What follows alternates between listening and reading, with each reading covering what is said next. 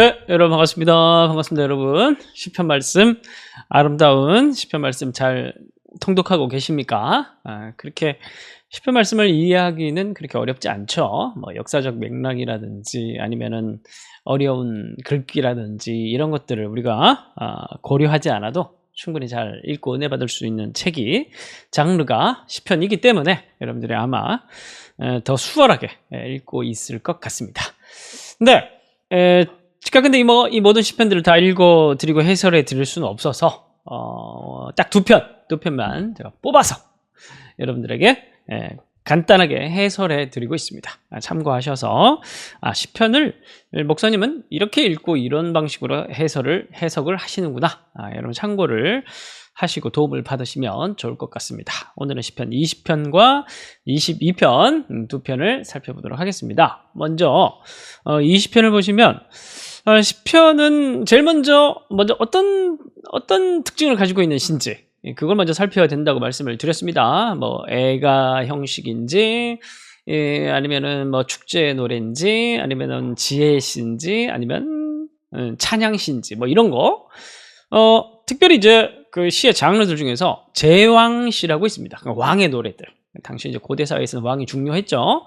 그리고 왕들이 그 나라의 신앙의 중심이기도 했습니다. 물론 제사장들이 있었지만 고대 시대에는 왕이 또 종교의 중심이기도 했어요. 자, 그래서 제왕시도 많습니다. 시편 안에.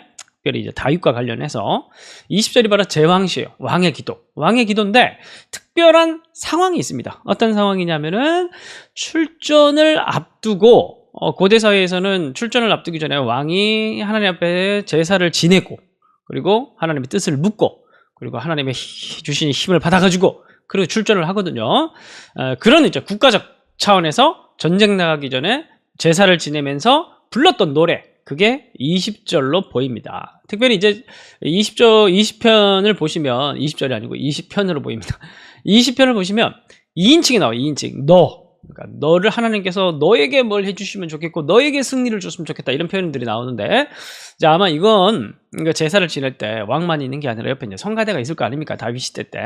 그래서 왕이 이제 출전을 가기 전에 막 제사를 지내니까 제사 전에 기도를 하니까 옆에 찬양대가 막 축복을 하면서 너의 가는 길에 승리가 있을지어다 막 이러면서 노래를 불러줬던 것 같아요. 그게 바로 시편 20편으로 보입니다. 자, 이러한 맥락들을 여러분들이 고려를 하시고 20편을 여러분들이 읽으시면 훨씬 더 이제 풍성한 읽기를 할 수 있겠죠.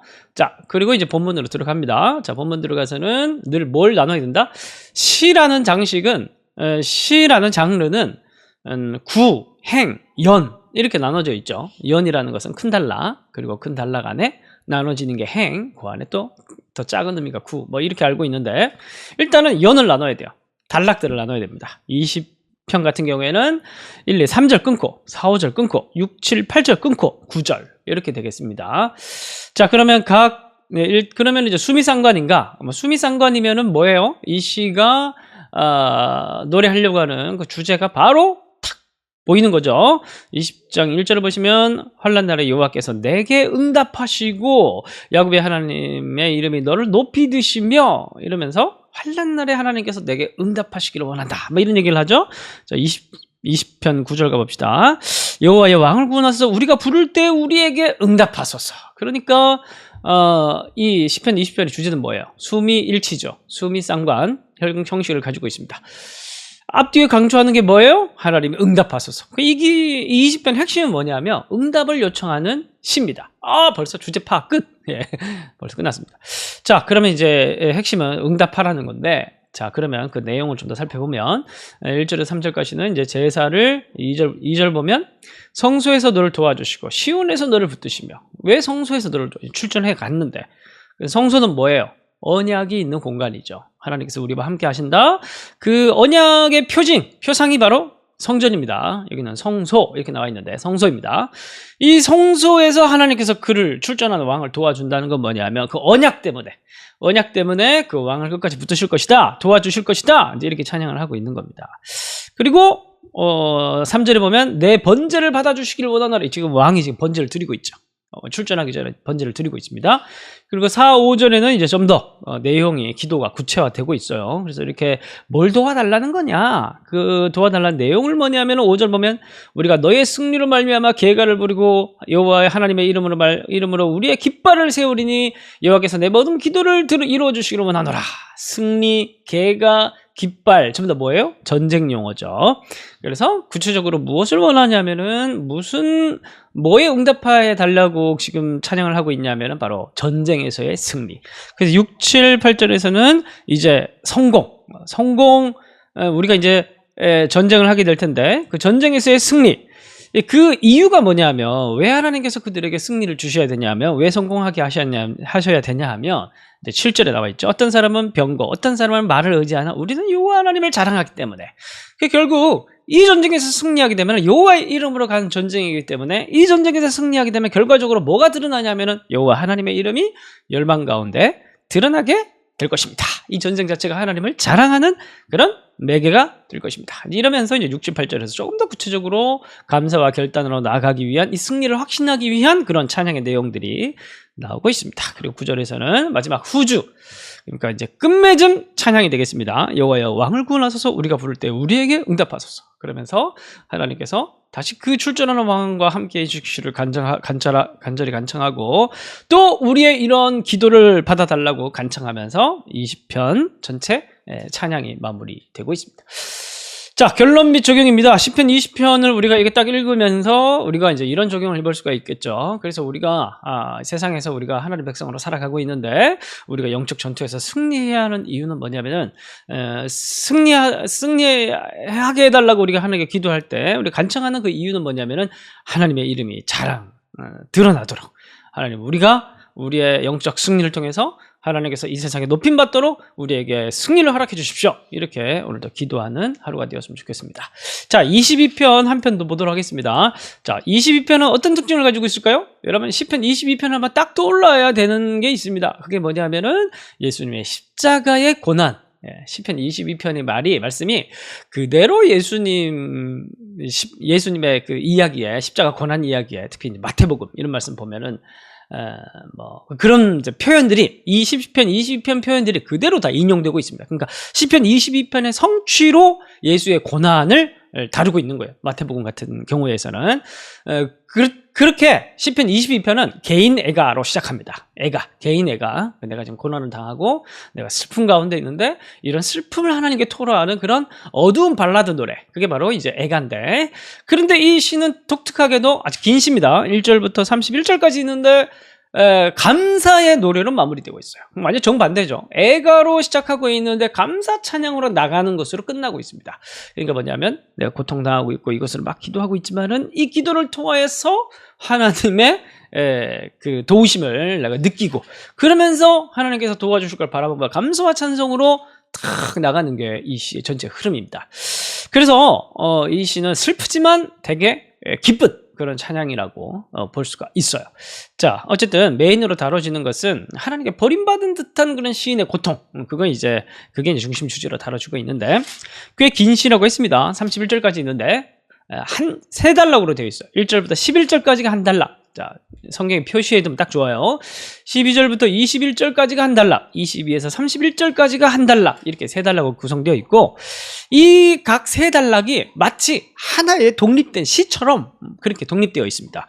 그래서 1절부터 11절까지 해서 또 이제 우리가 여운으로 나눠볼 수가 있겠죠. 1, 2 끊고 3, 4, 5절 끊고 6, 7, 8 끊고 9, 10, 11 끊고 이런 식으로 해서 또 나눠볼 수가 있겠습니다. 자, 어쨌든 중심 주제는 뭐냐면 1절부터 11절까지 내용을 보면은 이제 단순하게 막 하나님께 울부짖으면서 자신의 고통을 토해내고 있습니다. 그래서 22장 1절을 보시면 내 하나님이 어찌하여 나를 버리셨나이까 이렇게 나를 버리신 것에 대해서 막 부르짖고 있는데 11절 가봅시다. 나를 멀리하지 마옵소서. 환난이 가까우나 도울 자 없습니다. 나를 멀리하지 마옵소서. 그러니까 이 한 단락이 1절부터 11절까지라고 했죠. 1절과 11절이 숨이 일치입니다. 숨이 쌍관 형식을 가지고 있어요. 그러니까 이 한 단락 1절부터 11절까지의 핵심 내용은 뭐냐면 나를 벌리지 마옵소서. 이게 핵심인 거예요. 이런 식으로 우리가 시를 보는 거예요. 시를 관찰한다는 거는 이런 형식들이 되게 중요해요. 아주 적은 말로 표현되어 있지만 아주 그런 독특한 그런 또 정교한 그런 구조를 가지고 있는 게 시입니다. 그냥 혼자 막 부르고 막 적지 않았어요. 치밀한 구조를 가지고 있어요.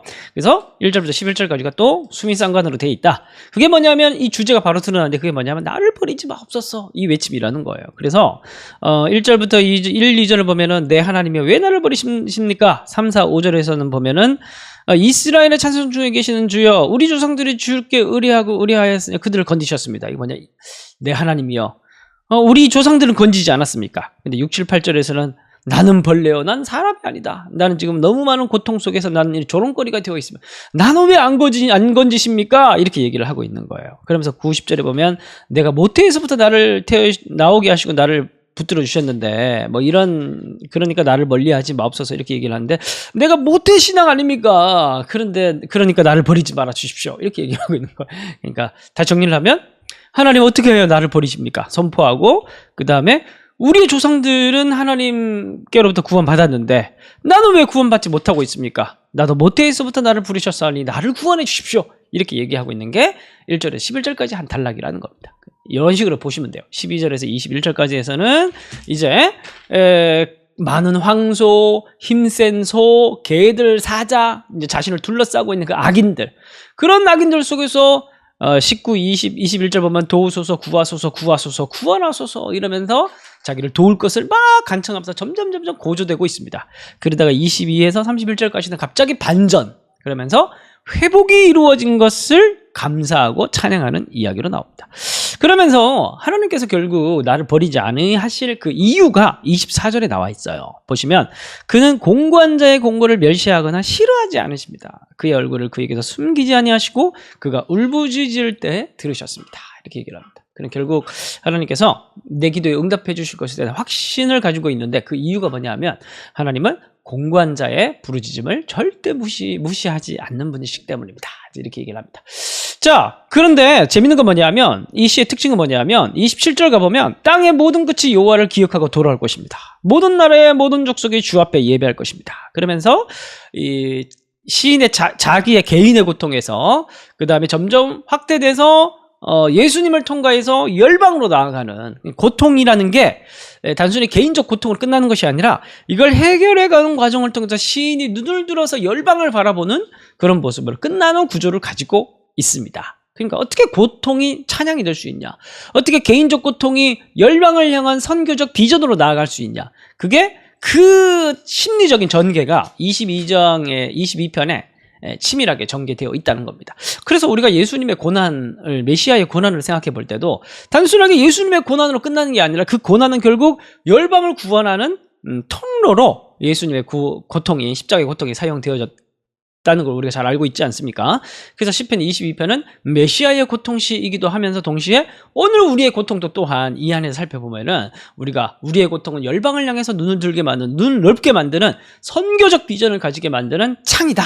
창으로 만드는 게 우리 성도의 고통이다. 그걸 우리가 깨달을 수가 있겠습니다. 오늘은 그렇게 시편 22편, 20편 두 편을 살펴봤습니다. 기도하고 마치도록 하겠습니다. 하나님, 시편 말씀을 우리가 아주 감동 있게 매일매일 이번 9월달 가을을 맞이해서 함께 통독해가고 있습니다.